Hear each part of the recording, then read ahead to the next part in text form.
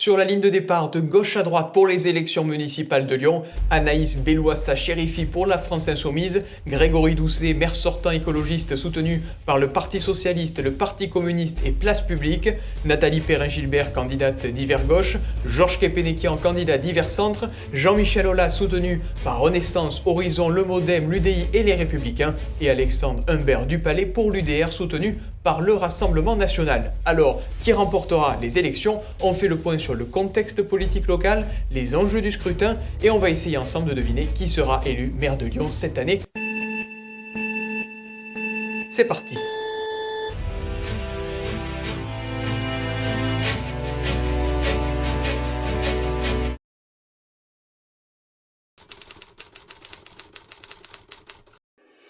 En 2020, Lyon fait partie de ces villes françaises qui passent dans les mains des écologistes. Grégory Doucet crée la surprise, il devient le nouveau maire de Lyon. Au premier tour, il arrive en tête avec 28,5% des voix. Il se qualifie pour le second tour dans une triangulaire face à Yann Cuchera, candidat du bloc macroniste, et Georges Kepenekian, une candidature macroniste dissidente. Et c'est donc Grégory Doucet qui l'emporte largement grâce au soutien de tous les autres partis de gauche qui se sont ralliés à lui dans l'entre-deux-tours. Lyon a choisi l'écologie. Alors on peut dire, Lyon est faite de cette étoffe dont sont tissés les rêves. Lyon a atterri maintenant. Lyon est redevenu terrestre. Bon, si on fait un premier bilan de ses actions pendant son mandat, on peut dire que Grégory Doucet a réorienté les priorités du maire de la 3e ville de France. Il a lancé un grand plan de végétalisation qui a coûté 141 millions d'euros à la ville pour notamment doubler la plantation d'arbres, aménager de nouvelles pistes cyclables et encourager ce qu'il appelle la mobilité douce.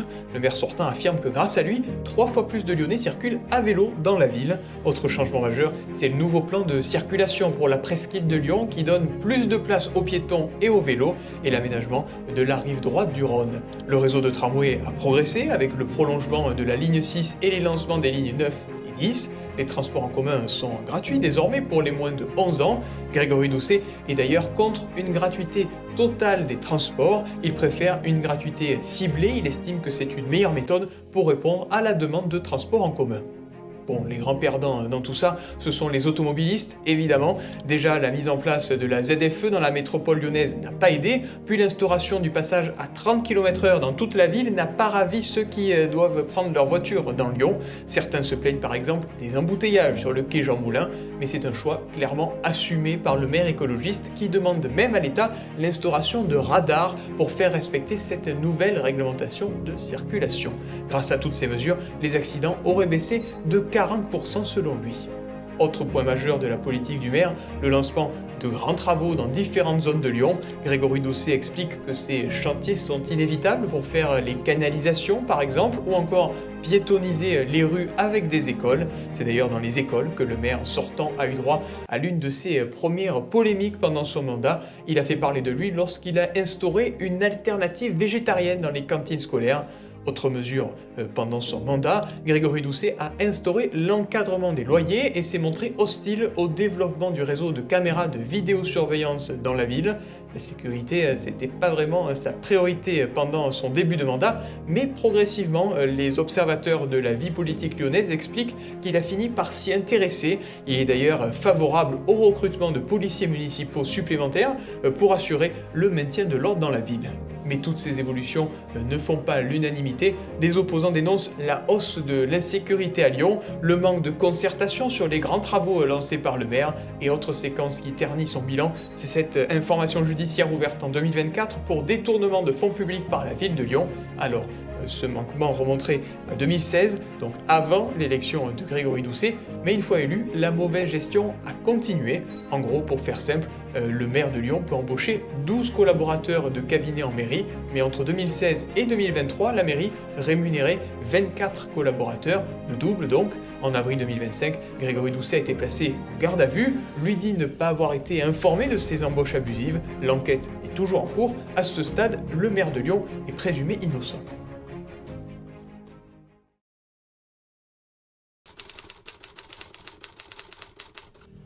Avant de faire un petit tour d'horizon des différents candidats déclarés, un mot sur le contexte politique dans la troisième ville de France. Sur les derniers scrutins, les écologistes n'ont pas vraiment confirmé leurs bons résultats des municipales de 2020. D'abord, il y a eu la présidentielle de 2022. Les deux candidats en tête au premier tour étaient Emmanuel Macron avec 31,8%, suivi de justesse par Jean-Luc Mélenchon avec un peu plus de 31%. En 2024, aux européennes, le trio de tête était Raphaël Glucksmann, tête de liste du Parti socialiste et de Place publique, suivi par l'insoumise Manon Aubry, puis Valérie Ayé, candidate macroniste. Encore une fois, Lyon a montré ses préférences pour des candidatures de gauche ou du centre, mais pas forcément Europe Écologie Les Verts. A noter quand même qu'aux dernières législatives, les 4 circonscriptions lyonnaises ont été gagnées par un candidat du Nouveau Front Populaire, l'alliance regroupant tous les partis de gauche. Dans la première circonscription, c'est Anaïs Bellouassa-Chérifi de la France Insoumise. Elle est d'ailleurs candidate pour les municipales cette année, on va en parler dans quelques minutes. Dans la deuxième et troisième circonscription, les écologistes Boris Tavernier et Marie-Charlotte Garin ont remporté leur siège à l'Assemblée nationale. Dans la quatrième, c'est Sandrine Runel du Parti socialiste. Lyon montre donc ses préférences pour les partis de gauche, mais en réalité, c'est peut-être Grégory Doucet lui-même qui serait le problème. En janvier 2025, un sondage de l'IFOP chiffre à 58% le taux de Lyonnais mécontents de l'action du maire, un vrai point négatif qui pourrait plomber sa campagne pour sa réélection. Passons maintenant au profil des principaux candidats et à leur première proposition de campagne. Celui qui a pris par surprise tout le monde, c'est Jean-Michel Aulas, ancien président de l'Olympique Lyonnais, le club de foot de la ville. Il devait y avoir un candidat macroniste et un candidat LR sur la ligne de départ, mais finalement tous les partis se sont ralliés à sa candidature. Dans le détail, Renaissance, le Modem, Horizon, l'UDI et LR. Il a officialisé sa volonté d'être le prochain maire de Lyon le 25 septembre dernier, un profil très apprécié par Gabriel Attal et Emmanuel Macron lui-même et qui ont poussé tous les deux en coulisses pour que tous les partis du bloc central se réunissent derrière Jean-Michel Aulas. Le candidat de la droite et du centre a déjà fait quelques propositions. Il souhaite étendre la gratuité des transports en commun pour les plus modestes, créer une police métropolitaine, faire des référendums tous les ans. Concernant la politique du maire sortant, il estime que c'est la décadence absolue, que certaines mesures sont prises en dépit du bon sens. Il veut revenir sur certaines mesures comme désencadrer les loyers ou encore revoir plusieurs plans de circulation particulièrement impopulaires aux yeux de certains habitants. Autre candidate, Anaïs Bellouassa-Chérifi, on en a parlé tout à l'heure, elle représente la France Insoumise, elle a été longtemps une femme de l'ombre, elle est l'ancienne secrétaire générale de la campagne de Jean-Luc Mélenchon pendant la présidentielle de 2022. Bon, sa candidature ne fait pas l'unanimité au sein du mouvement. En réalité, deux stratégies s'opposaient, soit lancer une candidature insoumise ou se rallier à celle du maire sortant en négociant de peser davantage dans la majorité de gauche au conseil municipal. Ceux qui préféraient cette option ont créé leur propre mouvement et les puristes insoumis, eux, évidemment, sont restés. Et donc, Anaïs Bellouassa-Chérifi s'est lancée le 23 octobre dernier. Elle n'a pas encore fait beaucoup de propositions, mais elle a lancé quelques idées pendant ses premières prises de parole. Elle est pour la gratuité progressive des cantines scolaires dans les écoles lyonnaises. Elle veut réquisitionner les bâtiments communaux vides pour loger des personnes dans le besoin. Côté culture, elle lancera un musée de l'histoire coloniale à Lyon si elle est élue. Troisième candidat, le maire sortant Grégory Doucet.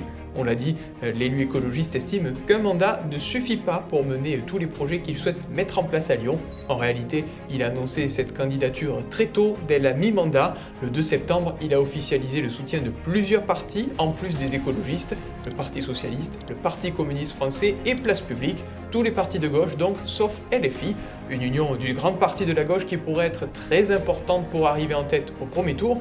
Mais est-ce que cette alliance suffira pour être réélu? On va voir ça dans quelques minutes avec le dernier sondage pour ce scrutin. Grégory Doucet a déjà rendu public quelques propositions. Il veut aller plus loin dans sa mesure d'encadrement des loyers en proposant une garantie universelle municipale. Côté sécurité, il souhaite ouvrir de nouveaux postes pour la police municipale en renforçant les brigades à pied. Et pour l'épineuse question des voitures en ville, il propose d'offrir 10 tickets de stationnement à chaque Lyonnais chaque année pour accueillir leurs proches. Oui, parce que 10 tickets, voilà, c'est tout, c'est comme ça. C'est Grégory Doucet qui choisit le nombre de fois où vous allez recevoir votre famille. Le maire sortant propose d'ouvrir 10 maisons de santé dans la ville, de lancer une mutuelle municipale. Enfin, pour les écoles, il propose de mettre à disposition certaines structures municipales pour accueillir les enfants tous les mercredis. dernier principal candidat, Alexandre Humbert du Palais. Il représente l'UDR, le parti d'Éric Ciotti, avec le soutien du Rassemblement national. Il est un peu moins connu du grand public, c'est un avocat de 32 ans qui n'a jamais été élu. Il était sur la ligne de départ aux législatives de 2024, mais il a été battu au second tour par un candidat macroniste. Pour le moment, Alexandre Humbert du Palais n'a pas trop dévoilé son programme. On sait qu'il compte détruire certains aménagements d'arbres de pistes cyclables réalisés par le maire sortant s'il est élu pour donner plus de place à la voiture. Il a promis d'arrêter les travaux en cours dans la ville. Il souhaite la création de 4 nouveaux postes de police municipale. Côté culture, il a proposé de créer un pôle de cinéma dans le 8e arrondissement, lieu où a été créé le 7e art. Le candidat devrait faire d'autres propositions dans les prochaines semaines.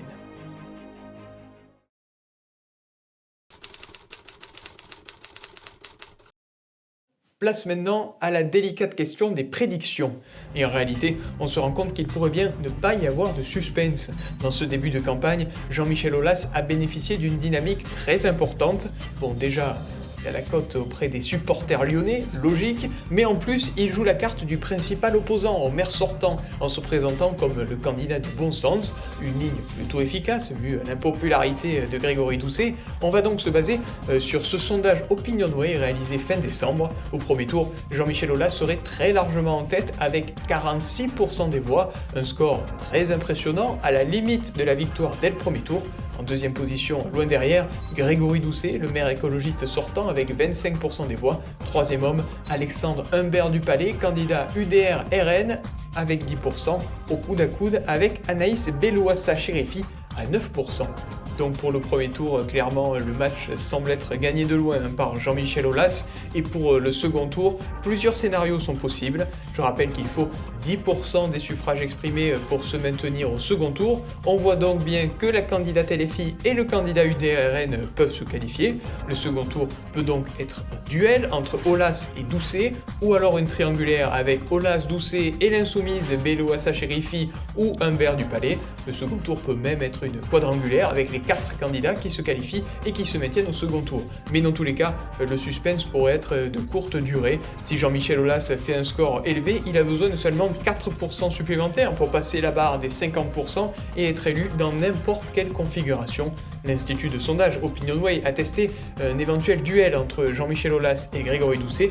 Pour le moment, le représentant de la droite et du centre serait élu avec 60% des voix et seulement 40% donc pour le maire écologiste. Mais ces prochaines semaines, les choses pourraient évoluer en faveur du maire sortant. Effectivement, pour le moment, Jean-Michel Aulas est largement devant. Il a sa dynamique en campagne, sur le terrain, en contact avec les Lyonnais, son équipe de com joue bien le jeu, mais Grégory Doucet ne s'est pas encore véritablement lancé. À voir si son profil imprimera une nouvelle fois auprès des Lyonnais comme en 2020. Il faut aussi rappeler que la ville de Lyon est historiquement une terre de gauche. L'élection d'un maire écologiste il y a 6 ans, c'était loin d'être écrit à l'avance, mais bon, c'est pas une énorme surprise non plus. Oui, c'est le premier maire écolo, mais avant lui, les Lyonnais ont eu comme maire Gérard Collomb pendant 19 ans, ancien socialiste devenu macroniste. Pour trouver un maire de droite à Lyon, il faut remonter au mandat au début du siècle, en 2001, avec Raymond Barre, ancien Premier ministre de Valéry Giscard d'Estaing. Mais ça, c'est une autre histoire. Merci d'avoir regardé cette vidéo. C'est la première de notre série de vidéos sur les élections municipales qui auront lieu les 15 et 22 mars prochains. Abonnez-vous, activez les notifications pour donner de la force à la chaîne et surtout pour ne pas louper nos prochaines vidéos dans d'autres villes pour comprendre les enjeux de ce scrutin.